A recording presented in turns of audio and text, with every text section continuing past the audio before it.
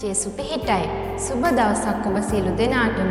අද දවසේදීත් ඔබ ඉතා ආදරයෙන් සහ ගෞරවයෙන් පිළිගන්නා අතර 2026 වර්ෂයේ මාර්තු මාස 11 වන දින දෙවියන් වහන්සේගේ මිනිසයා වූ අපගේ ආත්මික පියා වන ගෞරව සැමුවෙල් චන්දන දේවගතිතුමා විසින් ගෙන එන්නා වූ අස්වැන්නේ අභිමුඛයට අපි සෑම කෙනෙක්ම හුම්කන් දෙමු. ස්වාමීන් වහන්සේගේ ඇස් ධර්මයන් කෙරෙහිය. මක්නිසාද ස්වාමී වූ ක්‍රිස්තුස් නම් ගැලවුම්කාරයෙක් නුඹලාට දාවිද්ගේ නුවර අද උපන්සේක. ලූක් දෙවනි පරිච්ඡේදයේ 11 වෙනි පදය. ඊශ්‍රායෙල්හි මෙසියස් රජුගේ පැමිණීම නිවේදනය කළ යොහාන් බෞතිස්තගේ සාක්ෂිය සහ යේසුස් වහන්සේ තම භූමික දේව සේවය තුළ සිදු කළ බොහෝ ලකුණු සහ ආශ්චර්යයන් තිබියදී ස්වාමීන් වන ජේසුස් වහන්සේ ඔහුගේ කාලයේ ආගමික නායකයන් විසින් හෙලා දකින ලද අතර ප්‍රතික්ෂේප කරන ලද බව අපි කියවමු.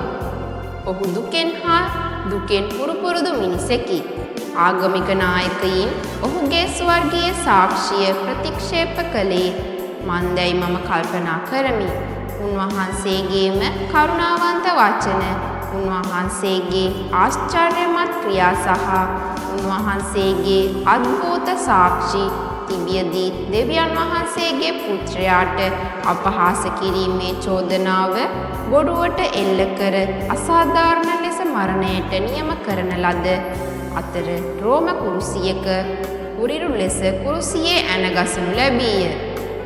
මෙම කුරිරුකම සිදු වූයේ මනුෂ්‍ය වර්ගයාගේ මිදීම සඳහා දෙවියන් වහන්සේගේ කැමැත්ත ඉටු කිරීම සඳහා බව ඔවුන් දැන සිටියේ නැත. ඒ සිදු වූයේ ලෝකයේ පාපයට එරෙහිව දෙවියන් වහන්සේගේ ශුද්ධ කෝපය අප වෙනුවට ක්‍රිස්තුස් වහන්සේ මත වැගිරවීමටයි. එවිට උන්වහන්සේ අපගේ පාපයට සමාව ලබා දෙන පූජාව විය හැකි අතර දෙවියන් වහන්සේ උන්වහන්සේගේ මිදීමේ ක්‍රියාවෙන් සම්පූර්ණයෙන්ම තෘප්තිමත් වනු ඇත. ඉතින් ඔවුන් ඔහුට මෙතරම් වෛර කළේ ඇයි? අවුරුදු 30කට පෙර බෙත්ලෙහෙම් නම් කුඩා නගරයේ සත්ව වාසස්ථානයක යුදෙව් කන්‍යාවකට ගැලවුම්කරුවෙකු උපත ලැබූ බව ඔවුන් හොඳින් දැන සිටියහ. අනාගත වක්තෘ මීකාගේ වචන ඉටුවන පිණිස එඩේරුන්ට දුන් දේවදූත පණිවිඩය ගැන බොහෝ දෙනෙකුට අසන්නට ලැබුණි. අද දාවිද්ගේ නුවර ගැලවුම්කාරයෙක් උපන්නේය. ස්වාමීන් වන ක්‍රිස්තුස් කවුද? ඔවුන්ට කියන ලදී. ඔහුගේ නම යේසුස් විය යුතු විය. මන්ද ඔහු තම සෙනගව ඔවුන්ගේ පාපයෙන් ගලවා ගැනීමට නියමිතව සිටියේය. එසේනම් ඔවුන්ගේ දිගු කලක් බලා සිටි මෙසියස්ව හඳුනා නොගත්තේ ඇයි?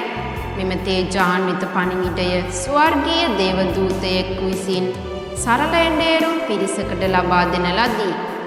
ඔවුන් යූදා කඳු බෑවුමේ තම රැළ රැකබලා ගනිමින් සිටියදී විස්මයජනක නිවේදනය ඇසූ අතර රාත්‍රී අහස ආලෝකමත් කරන දේවදූතයන් රාශියක් විකුවේය.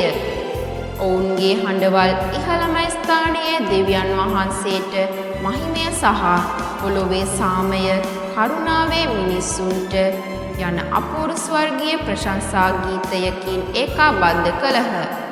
නමුත් වසර 30කට පෙර සිදු වූ මෙම අද්භූත සිදුවීම ගැන යුදෙව් නායකයින් නොදැන සිටියේ ඇයි? ඇදහිල්ලේ ප්‍රකාශනය මා කීවට පසු කියවමු. ස්වර්ගීය පියාණනි, ආගමික නායකයින්ට ලබා දුන් බොහෝ ඉඟි සලකා බලන විට ඔවුන් ක්‍රිස්තුස් වහන්සේගේ පැමිණීමේ සත්‍ය මඟ හැරිය බව පුදුම සහගත ලෙස පෙනේ. මගේම ආඩම්බරයෙන් හෝ පක්ෂග්‍රාහී මතවලින් ඔබගේ වචනයේ අඩංගු සත්‍යයන් මග හැරීමෙන් මාව වළක්වන්න. යේසුස් වහන්සේගේ නාමයෙන් ඔබට ස්තුතියි. ආමේන්. අද දවසේදීත් මේ දේව වචනය ඔබගේ ජීවිතවලට ආශිර්වාදයක්ම වේවා. ජේසු පිහිටයි.